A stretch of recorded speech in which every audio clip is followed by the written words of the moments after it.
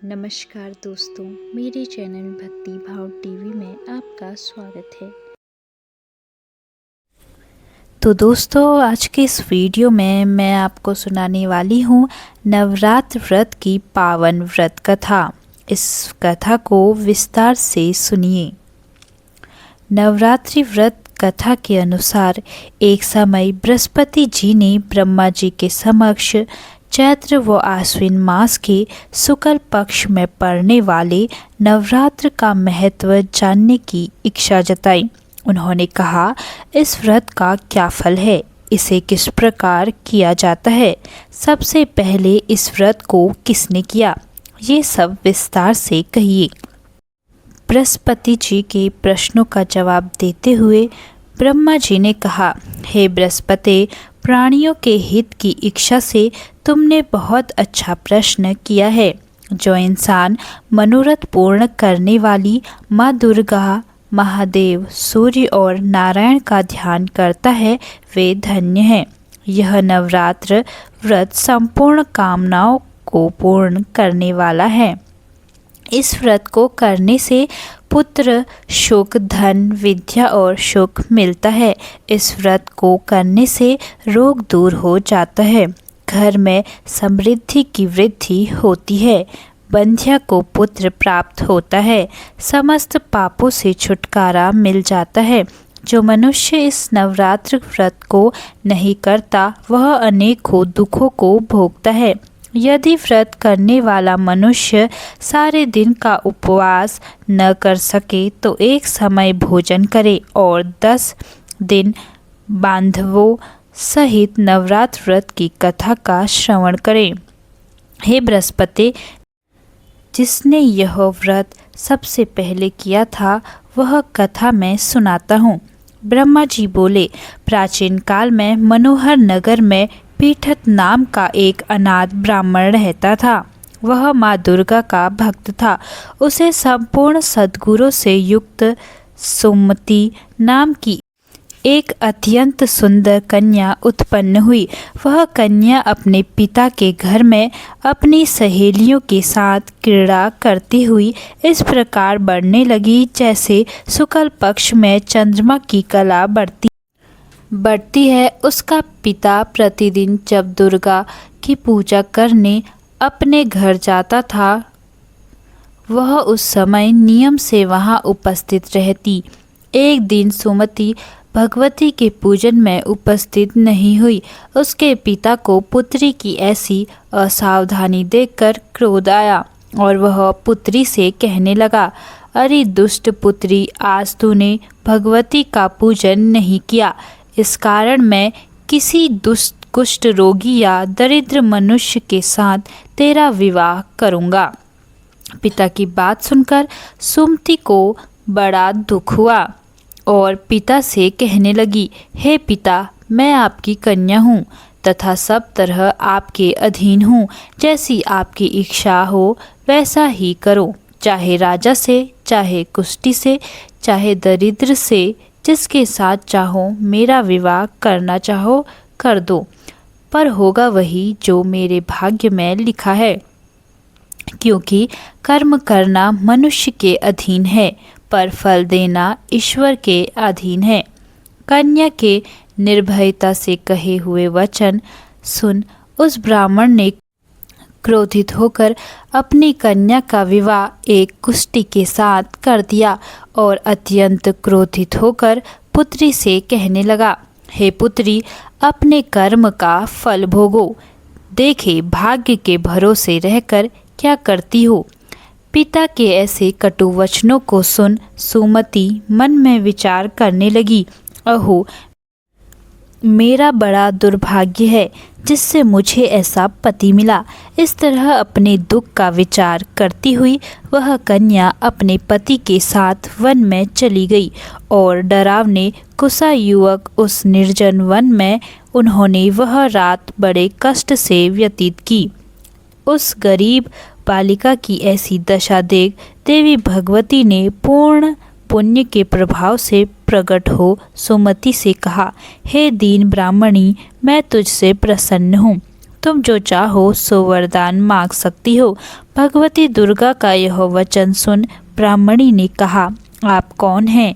वह सब मुझसे कहो। ब्राह्मणी का ऐसा वचन सुन देवी ने कहा कि मैं आदिशक्ति भगवती हूँ और मैं ही ब्रह्मा विद्या व सरस्वती हूँ। प्रसन्न होने पर मैं प्राणियों का दुख दूर कर उनको सुख प्रदान करती हूँ।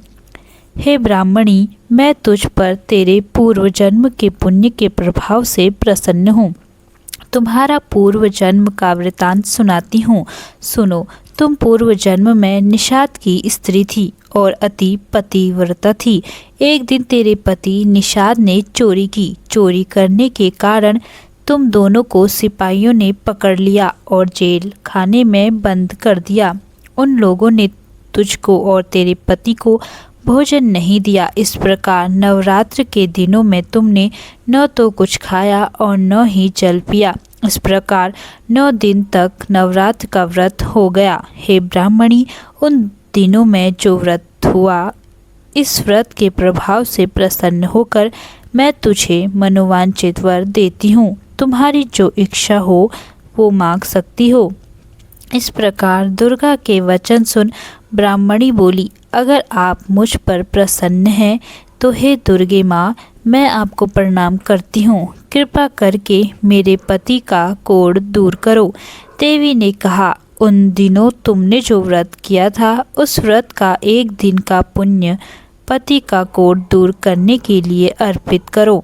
उस पुण्य के प्रभाव से तेरा पति ठीक हो जाएगा।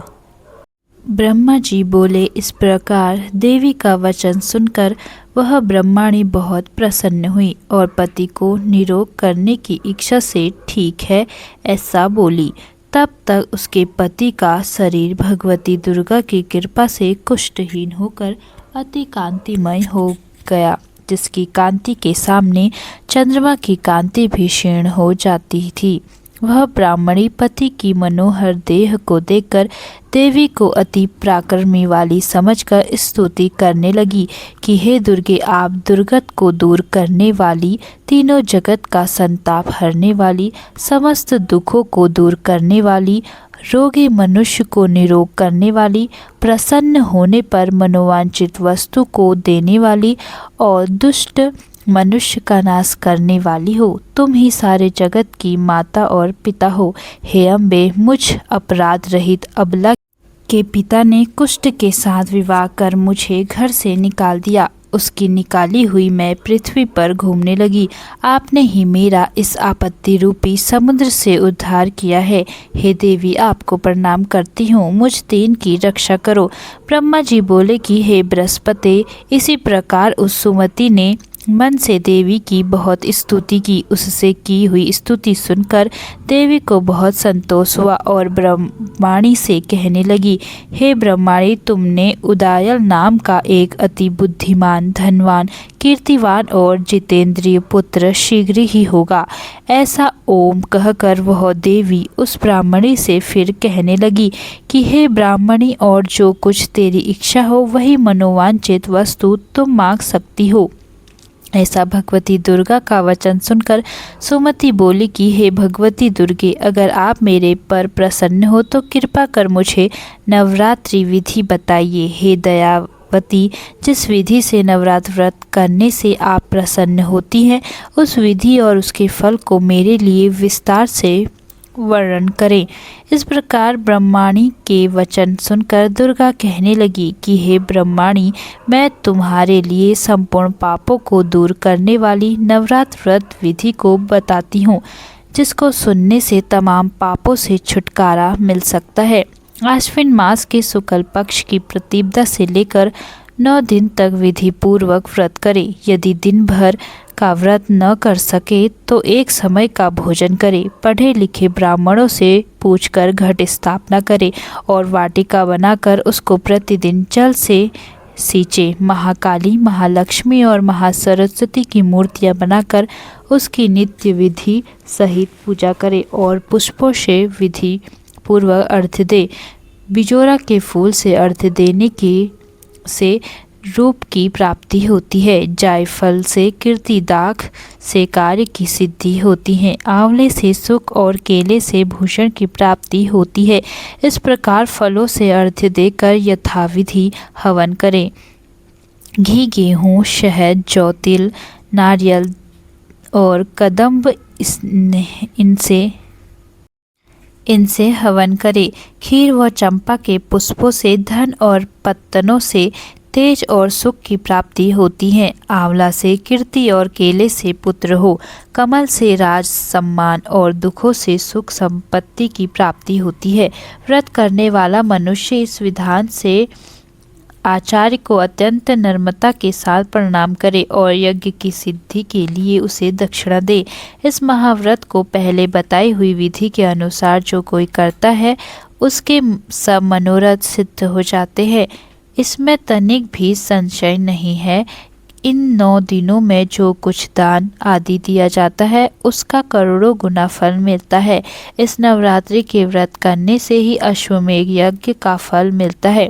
हे ब्रह्माणी, इस संपूर्ण कामनाओं को पूर्ण करने वाले उत्तम व्रत को तीर्थ, मंदिर अथवा घर में ही विधि के अनुसार करें। ब्रह्मा जी बोले कि हे बृहस्पति, इस प्रकार ब्रह्माणी को व्रत की विधि और फल बताकर देवी अंतर्ध्यान हो गई। जो मनुष्य या स्त्री इस व्रत को भक्ति पूर्वक करता है वह इस लोक में सुख पाकर अंत में दुर्लभ मोक्ष को प्राप्त होता है।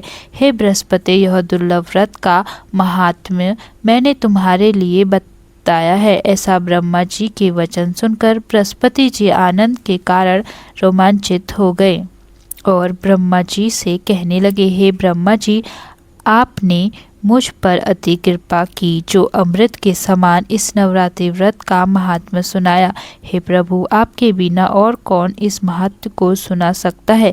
ऐसे बृहस्पति जी के वचन सुनकर ब्रह्मा जी बोले, हे बृहस्पति, तुमने सब प्राणियों का हित करने वाले इस अलौकिक व्रत को पूछा है, इसलिए तुम धन्य हो। यह भगवती शक्ति संपूर्ण लोगों का पालन करने वाली है। इस महादेवी के प्रभाव को कौन जान सकता है।